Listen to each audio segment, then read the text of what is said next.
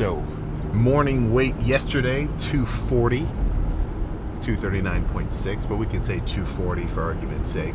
So, last night was a little bit of a Friendsgiving. I may have indulged in just a touch of a kind of Oreo-themed pie, not to mention a little bit of a little bit of mashed potatoes. So, morning weight today, 254. I'm just kidding. 243.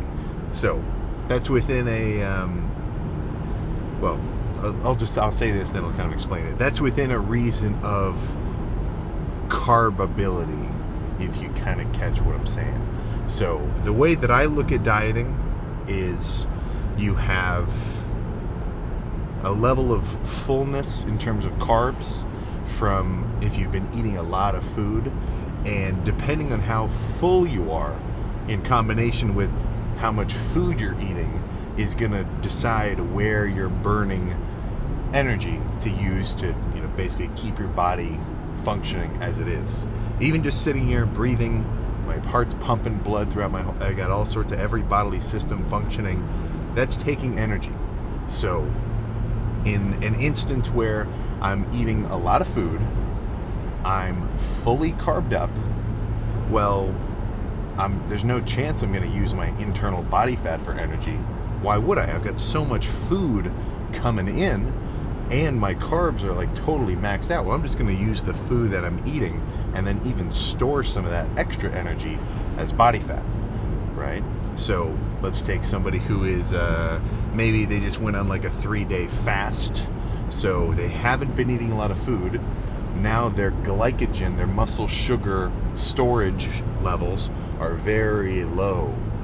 So if he eats a ton of carbs, like if he eats literally 5 pounds or not 5 pounds, that'd be crazy. If he eats 500 grams of carbs worth of whatever the hell he wants, an ice cream, a something or other, insert your treat of choice, but like more carb based, then initially all of those carbs aren't just going to instantly be transferred into fats, right? A lot of them are just going to end up being not only used for energy, but also stored as muscle glycogen, right? Muscle sugar kind of throughout your whole thing. I don't know what the, if someone was a med student or had a bit of knowledge in that kind of field, they would know, like, for an average 180-pound lean dude, how many grams of carbs does he store throughout his entire body as muscle glycogen, right? So now that I'm dieting, that was kind of me. So yesterday, to have a few 100 grams extra of carbs puts me now with higher glycogen stores. But since they've been low the last few weeks, that's just kind of a temporary kind of day of being a little more full, and then it won't really impede your body fat loss, right? But that's within the constraint of you were low on carbs for a long time, and then to have like a refeed, well, you're gonna carb up, but that doesn't just mean that you turned all that energy into fats. I legitimately had an example of that before the 2 bodybuilding shows that I did. The morning of, or the day before, I was really light at 217 just for like an hour to stand on the scale, and then I ate 1,000 grams of carbs minimum. I think it was more than that. I forget the exact number on both days, but 1,000 grams of carbs each day, and I did not wake up the next day fatter, right? I woke up the next day fuller, so you get a little bit of a buffer. What I'm trying to say is, if you're on track with your diet for 3 weeks straight, legit, like your 300 calorie deficit every day, you're seeing consistent trend of weight loss down, even though it's a little up and down, it's consistent, then to have a day where you kind of go off the rails like that, or have a refeed intentionally, that's not just instantly going to turn all those extra calories into fats. You're going to be carbed up, you'll be full the next day, you'll be a little heavier, you're going to retain more water. I think for every gram of carbs, of glycogen that you have as muscle glycogen, there's like 4 or 5 parts water that goes along with it. So, you'll get a little bit of extra fluff water weight for that next day, not like bad, like intramuscular. You'll be a little bigger. And then if you back on your deficit, well, then you're good. It was just a blip, right? Nothing really changed. The problem is if you do those all the time. If you eat off diet for a day, you're cool. Get back on track. Let's not do that again. You're good. Now, if you do it for 2 days in a row, okay, now you got a problem. Now you're, sure, you had one day where you filled up with carbs. All your carb storage is now getting close to full. Ooh, well, what are you going to do if you eat more than that? Well, now you're spilling over. Now you're actually going to start putting on more body fat because you're eating more energy than you're burning. And by day 3, I mean, shit, man, you gotta take a hard, long look in the mirror. That's for sure. But that's not a justification of going off plan, but it's kind of just the situation as it is, right? The way I look at it is being good at dieting, like being able to bulk up well, being able to cut down well, is like being a lawyer. You need to know all the rules, and if you do, you can kind of play the system a little bit in your favor and make it a more preferable situation.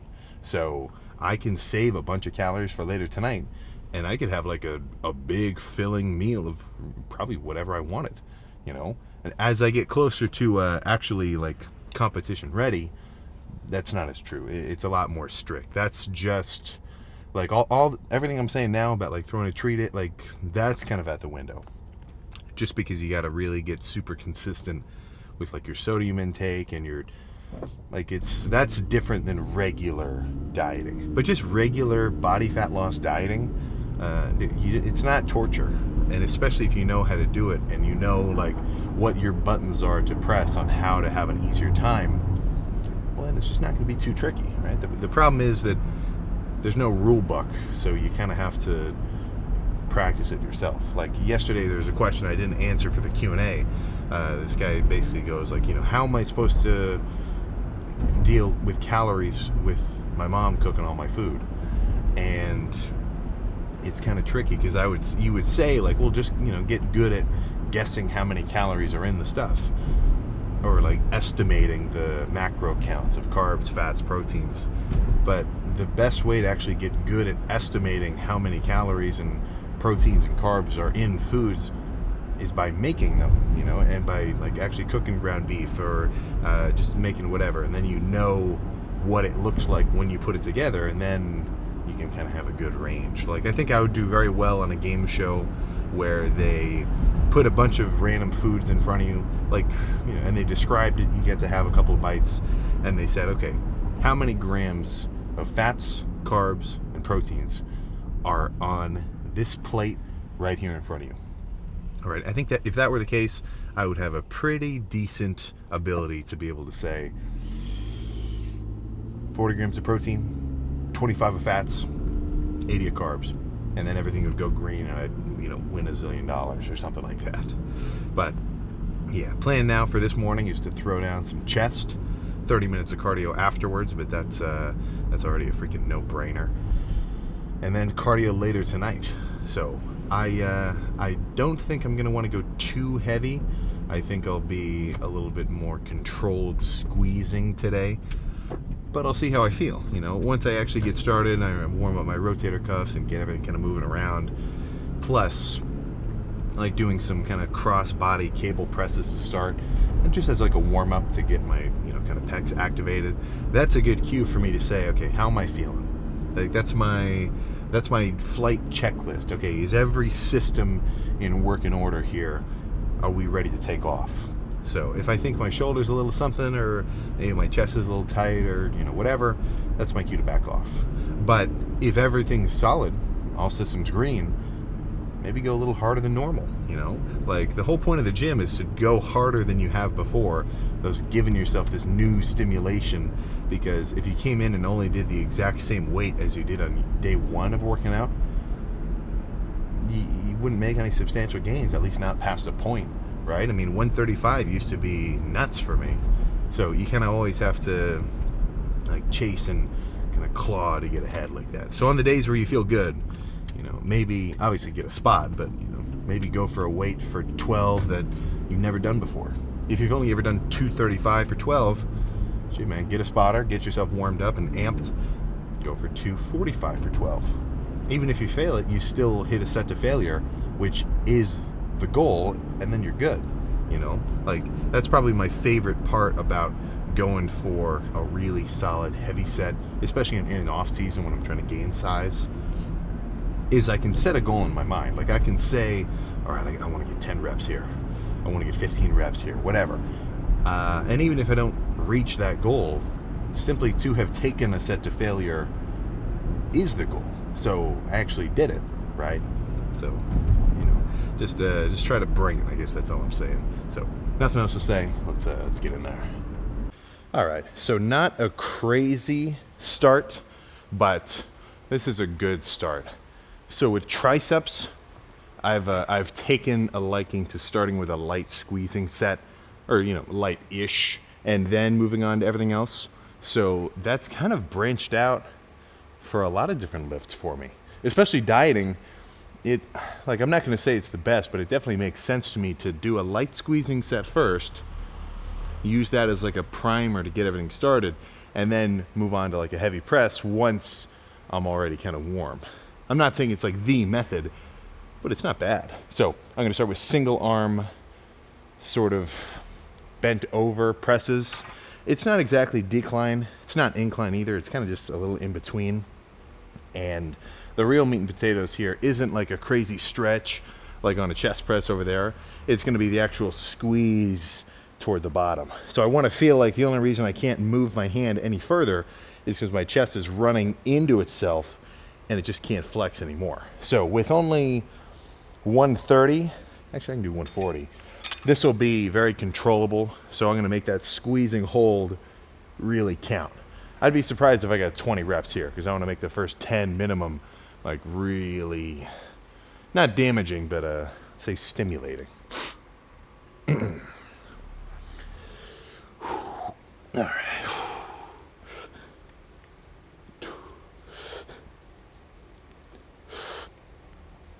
Yeah. Yeah. Yeah. Yeah. Yeah.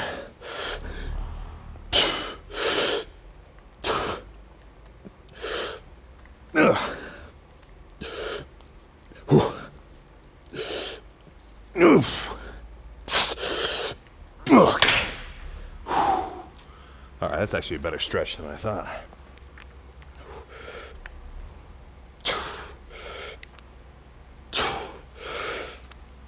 Yeah.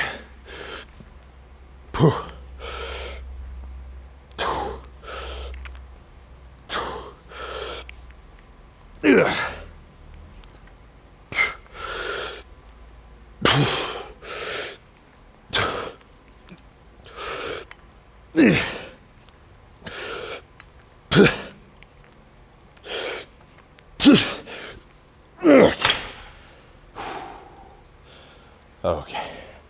I was just going to do one, but let's do one more. Actually, that feels a lot better than I thought. I think I can go a little heavier. So instead of 140, yeah, let's get crazy. Let's grab the 150. That's what I'm talking about.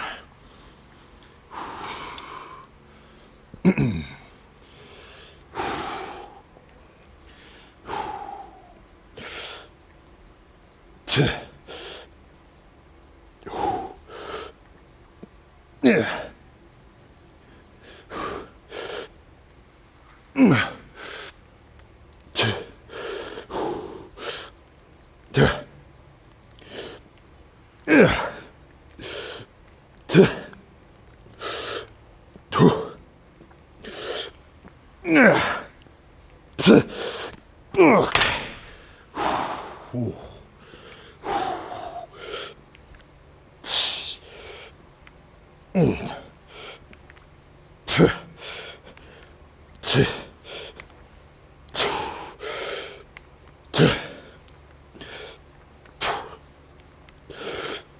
Yeah.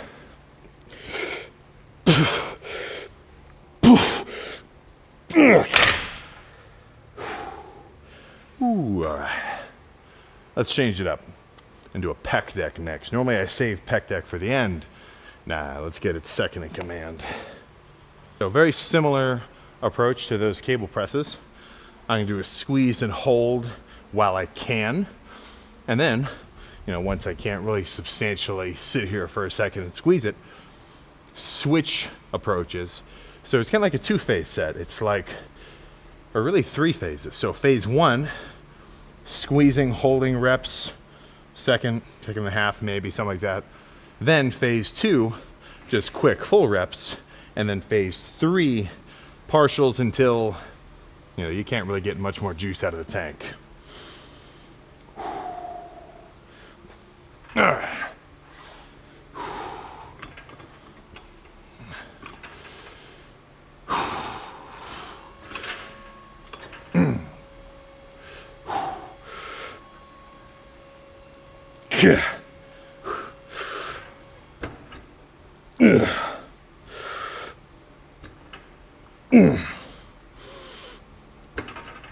Yeah. 2. Yeah. 2. Yeah. 2.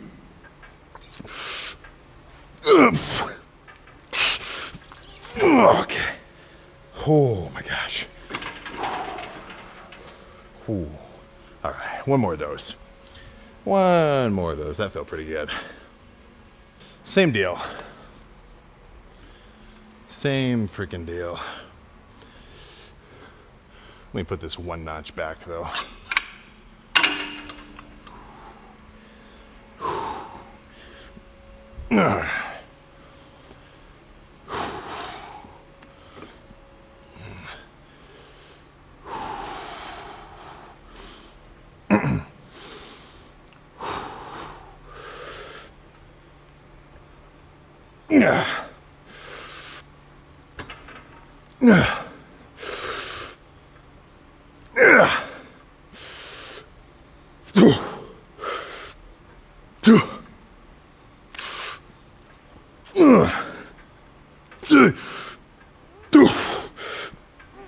Okay, let's do a drop set.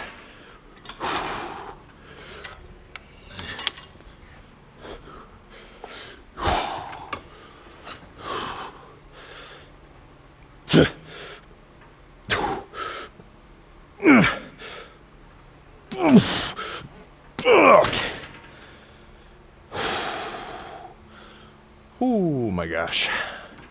Okay. I think let's go back to the cables. I might only do 1 more set. Today might be a 5-set chest day, which, brings up something to discuss, that's for sure. But let's go see how this next set feels. All right. So, not to make today only like machines, but yeah, I guess if I had to kind of describe it, when I'm dieting down, a lot more cable-based work, a lot more machine-based work. And part of that is just to do with the fact that a lot of free weight stuff, I guess it, I'm not thinking about this actively, but it's just, there's a lot going on. It's a more unstable. I'm already in like a more tender state because I'm dieting down. I'm in a deficit, I'm not like full of carbs and everything else. So, incline bench off-season bulked feels pretty good. Incline bench dieting down, not so much.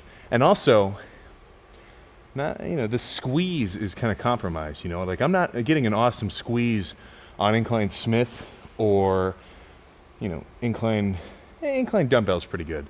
But incline Smith, incline barbell, barbell squats. So I guess looking back, I think when I diet down, I definitely up my percentage of lighter squeezing work rather than just pure heft tension-based work. And then as a result, I don't get injured. I still maintain my size, and I don't overdo it in terms of like extra fatigue. So, I'm cool with that. It's not that I'm against heavy weight, but it depends on the context, is I guess what I'm really trying to say. So as a finisher, or at least what I think is gonna be a finisher, hand over hand presses, kind of nasty, but still squeezing. And then we'll just go from there. All right. All right.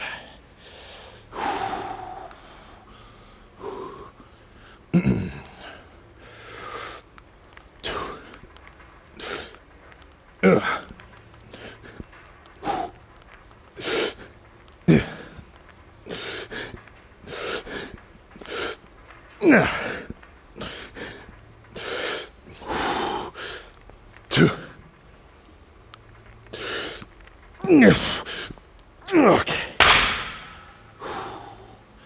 Okay. Yeah. Let's pose down. That was a quick one. All right. I'm feeling pretty good. So with these workouts, I only eat a very small meal beforehand as like a breakfast, just so I have something in my system, like just some oatmeal and a like one of the yogurt drinks, which is within what I'd call a solid protein. Like if you're counting proteins for the day, I'm not gonna add up the 3 grams in a slice of bread or like in vegetables. Like sure, they're technically proteins, but it's not a complete, solid, really utilizable protein. So I'd say that's gonna be like a red meat, fish, chicken, eggs, dairy products. At least dairy products aren't like too refined. Like I don't know how complete the protein is in like cheddar cheese or anything. But within that range, that's what I'm aiming for. But I feel full a little bit residually from yesterday. Plus, I've got an empty stomach from having to be the morning and I only had a small meal. And I'm super pumped. So that should all add up to a decently crazy looking pose down. So, let's see what we're working with. I might back up just a touch. Yeah, there we go. All right.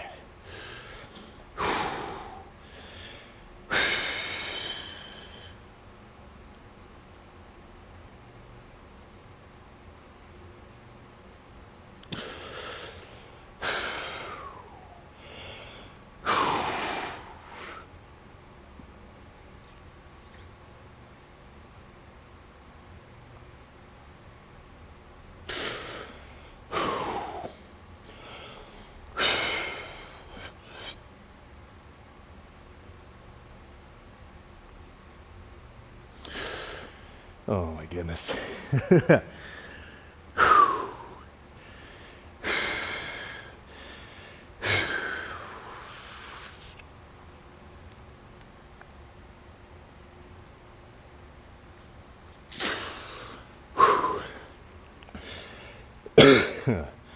All right, let's do some back poses as well.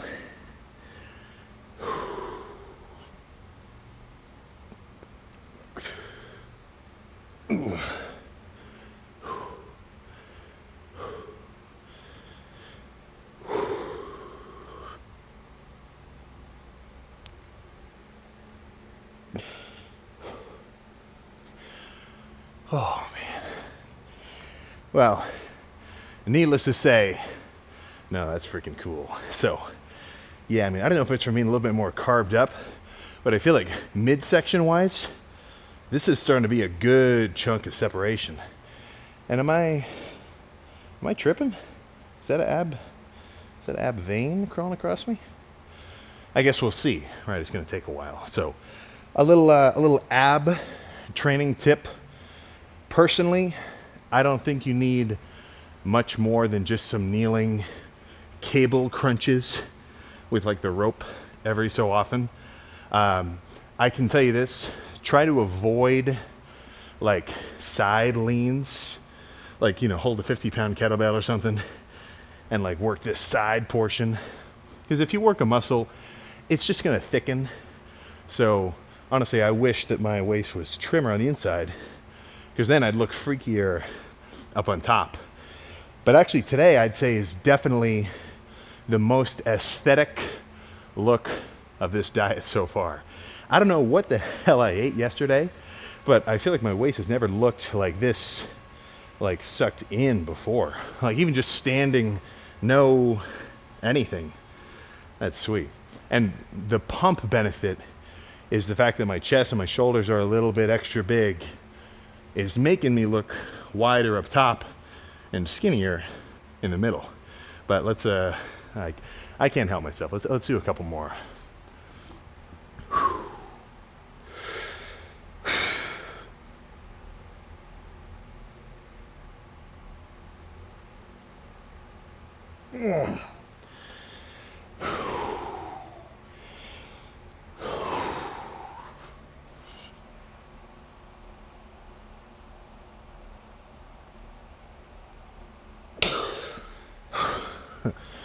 Oh my goodness.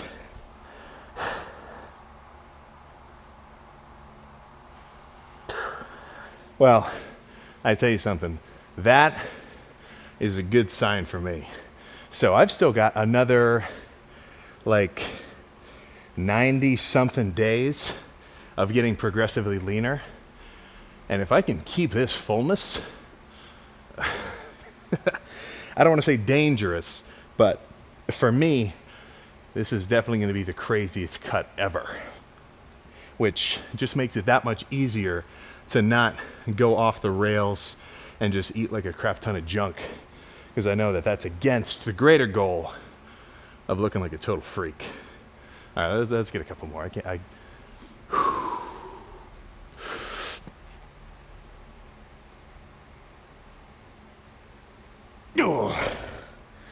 Oh my goodness. Okay, now we can be done, because I've got 30 minutes of cardio, so I guess I can leave this off. Best part about having either a cardio bike like in your basement, or if you go to a gym where you know that no one else goes to, you can bust out shirtless cardio. And then you don't have to get your shirt soaked in freaking sweat. But that was a crazy lift. And only 5 sets too. So I think the extra carbs from yesterday probably added to the effectiveness of each set. But either way, I'll see you in the car.